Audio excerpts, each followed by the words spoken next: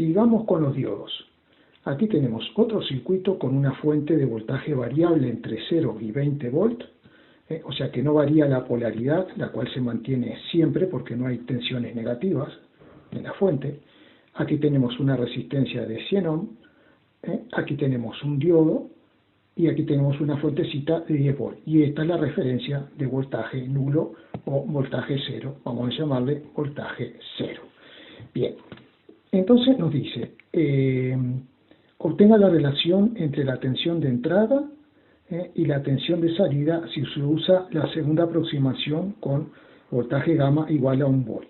Lo primero que tenemos que preguntarnos es cuál será el voltaje de la fuente para que aquí exista una diferencia de potencial de 1 volt. Entonces, para que aquí exista una diferencia de potencial igual al voltaje gamma del diodo, que es de 1 volt, ¿vale? Entonces, vamos a hacer lo siguiente. Vamos a salir de aquí, voltaje 0, y vamos caminando hacia el punto A, y cuando encontremos el voltaje o tensión del punto A, estamos calculando el voltaje V0, es decir, la diferencia de potencial entre A y masa, o entre la diferencia de potencial V sub 0 entre este punto y masa. ¿Vale? O sea, V sub A y V sub 0 es lo mismo. Bien, entonces salimos de aquí y vamos subiendo y nos queda 10 volt de esa fuente, más el voltaje gamma que tiene esta polaridad, que sería 1 volt, esto nos da 11 volt. Es decir que el voltaje, ¿no?, de la fuente, si V sub I es mayor o igual que 0 y menor o igual que 11 volt, lo que puedo decir es que el diodo está en estado de corte y no va a conducir. Este diodo no va a conducir porque aún llegado el caso en que este voltaje sea de 11 volt, recién voy a tener una caída de 1 volt y el diodo estará en condiciones de conducir, pero todavía no va a conducir. Entonces, este diodo, si no está conduciendo, es como si yo tuviera aquí el circuito abierto, ¿no? Vamos a hacer una cosa, vamos a tachar ese diodo. El diodo no está, tengo un circuito ahí abierto. ¿Cuál será la diferencia de potencial V sub 0 que voy a tener en estas condiciones?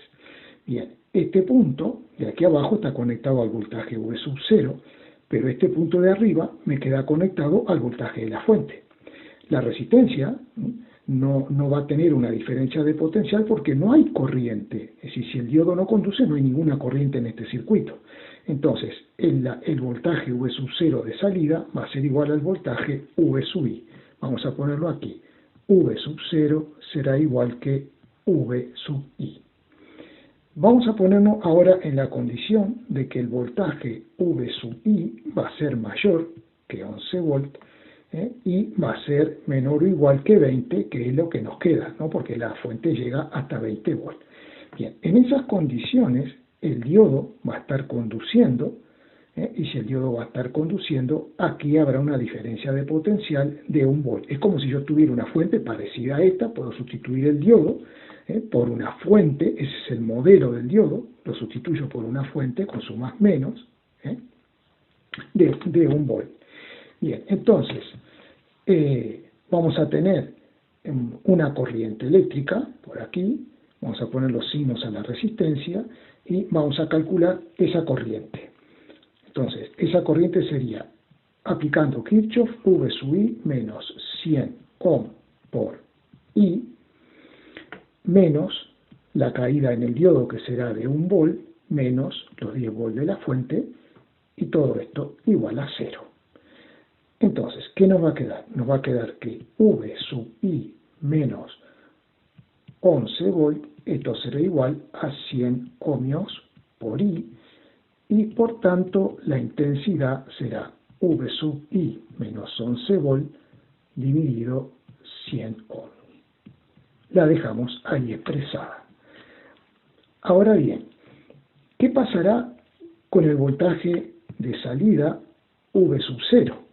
¿Qué pasará con este voltaje? Bueno, si yo tengo una intensidad que circula por aquí, como la resistencia del diodo es 0, esta diferencia de potencial seguirá siendo los 10 volt más 1 volt que voy a tener en la caída del diodo. Así que en definitiva, en este rango de variación de V sub I, V sub 0 va a tener el valor 11 volt. Y con esto queda terminado el ejercicio. Si queremos, podemos hacer la representación gráfica. Vamos a borrar esto. Vamos a borrar esto. Y podemos hacer la representación gráfica, que nos quedará así. Vamos a marcar los ejes.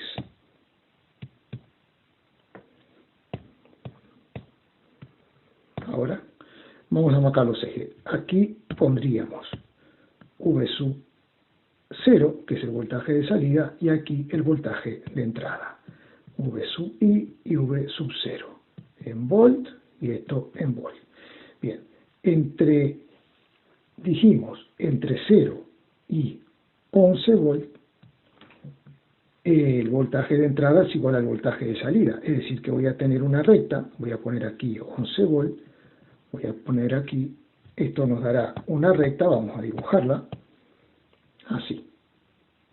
Bien, y a partir de los 11 volt, el voltaje V sub 0 se mantiene constante hasta que el voltaje de la fuente vale 20 volt y el voltaje de salida V sub 0 se mantiene constante en 11 volt.